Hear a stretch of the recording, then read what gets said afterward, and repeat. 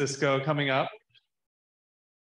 Alexis will be, her project was Railbelt Decarbonization Pathways, and her mentor was also Felicia Cecilia. So yeah, let's welcome, what was that? Oh, let's welcome Alexis up to the front to present. Thanks.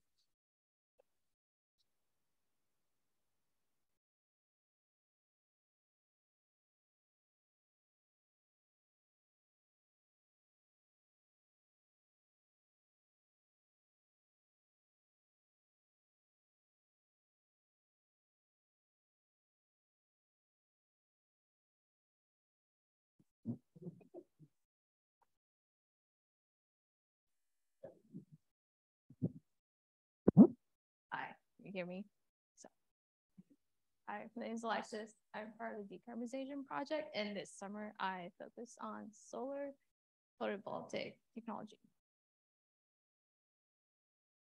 So the Railbelt runs from Fairbanks to Homer, and it consumes about 75% of the state's electricity. The project goal is to explore and quantify decarbonization pathways so that by 2050, we are 100% carbon free, and while maintaining affordable and reliable electricity. These are the solar farms along the Railbelt. We have 2 right now, and there's the QGIS where they are with the stars.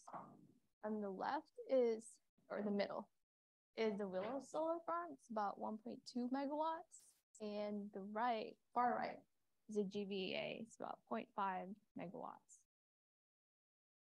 So the internship goals, we learned about the electric grid, or the Railbelt history and how it's functioning right now, and also PSC and Power Factory. Then we hope to be familiar with the Alaska reliability standards. We just read through that. I don't know if we actually became familiar with it. And then we had the interns had a deep dives on technologies. I was doing solar, but later on I'll be working on wind. And then we are modeling those in PSC and Power Factory.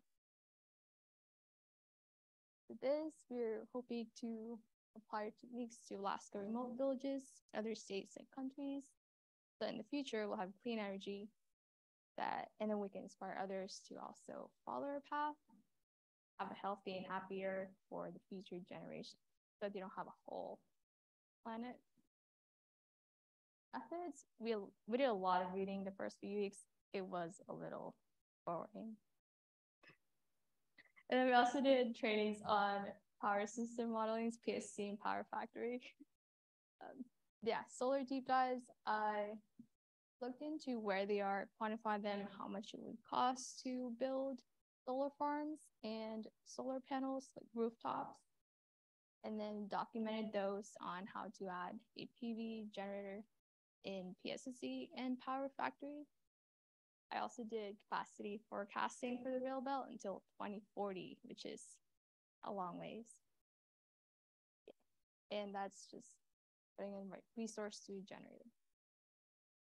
This is what I worked on, not the whole summer, you know. The left is PSC and Power Factory. They're the same system, but we just wanted to see that they both work and note any differences. And for PV generators, there are 3 modules used. There's definitely governor, plant controllers. I don't remember the other one. But for each boxes, there are parameters there, and I was changing them. Like, there's a list or ranges for each parameters, and for each one, I was changing how it would impact dynamics. Right now, I didn't see any changes. We'll see. Lessons learned. I was more than lost. Slightly lost at the end of the internship, but definitely a lot lost in the beginning. I didn't know. I knew what I was doing, but I didn't really know. You know what I mean? We had a lot of errors in troubleshooting, errors in like coding, and then PSC just crashing, re-downloading. Yeah, in Python. There's delays, and there are definitely more that I lost track of. If I could restart, I definitely try to understand and list major tasks and subtasks, just because it felt like it was a lot of layers, kind of like an onion. I'd finish one and then, oh, there's actually more than that. So kind of get a little sidetracked, and then you just come back to it later, hopefully. And reading notes, I should have been doing that. I started doing that, but be organized. Advise, ask. I feel like I started asking at the end of the internship, and that's when I started to actually understand a lot more. Somebody knows the answer to your question, or at least they can tell you who to go to or where to go. And know your purpose, definitely. Like, there's nothing worse than not knowing why you're doing something. Classes, I got a better understanding of the electric grid in Alaska, renewable energy and solar PV systems, and the capacity forecasting that I just finished, which is not here, but I feel like that was success. Final thought is definitely an enjoyable summer, like learning experience wise. Sources of delays and a lot of frustrations. PSSE, it comes out a lot. Network disconnections, yeah. You know, when you just disconnect and lose all your work because you forgot to save them. Yeah. And then coding error for days, just one line at a time. It's not even like 6 codes or 6 lines, it's just one, fix that. And then there's more. And for me in life, it might work for both, same solution, or it might not. So that just kind of sucked.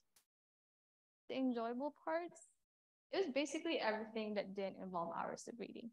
That's just a summary of that. Yeah. And thanks to Felicia for being patient and supportive.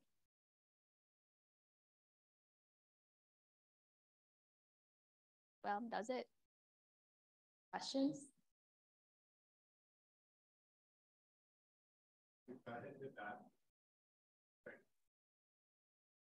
Got a question back there. So you actually had a great opportunity to look at these 2 modeling softwares, PSSE and Power Factory. And I'm really curious which one you like better and why. Definitely like Power Factory. Definitely do not like PSSE. Sad thing though is that we can't really work in Power Factory because the Railbelt model is in PSSE and we are having difficulties with the conversion. So we're sticking with PSSE right now. Power Factory is just easier to work with. Like, oh, you can actually see what the icons look like, and they're very intuitive. It's really nice.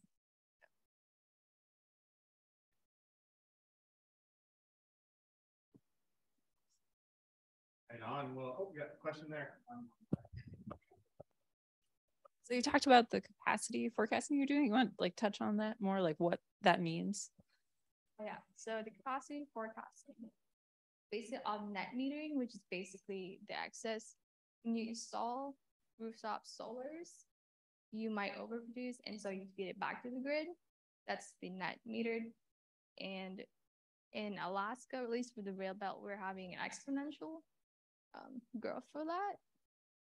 And forecasting it to 2040, which is about 20 years from now, which is a lot of time. So there's a lot of assumptions. So I used ISO New England's forecasting. They did all the work. So I'm using their work.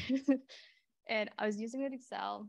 I was plotting and scaling them by 10. Like, because the Railbelt's 10 times smaller than the ISO New England. And so I was basically just fiddling with numbers in Excel and changing where they go through the years with assumptions of this, with the ITC, the income tax credit being gone in like 2024, I believe. That will make a huge difference in terms of the exponential growth we're having, because that was the case for other states. Yeah, that's what it was. we agreed on a graph that makes sense, at least for us. Hopefully you can explain it in very simple terms, hopefully.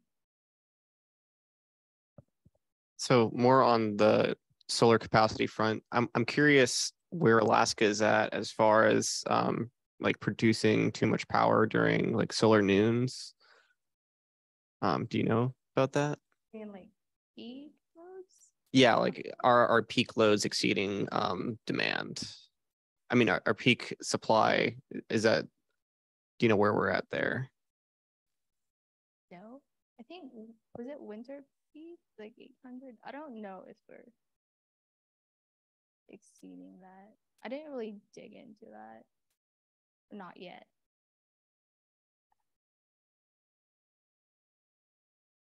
Well, let's get a big round of applause for Alexis. Thank you very much. All righty.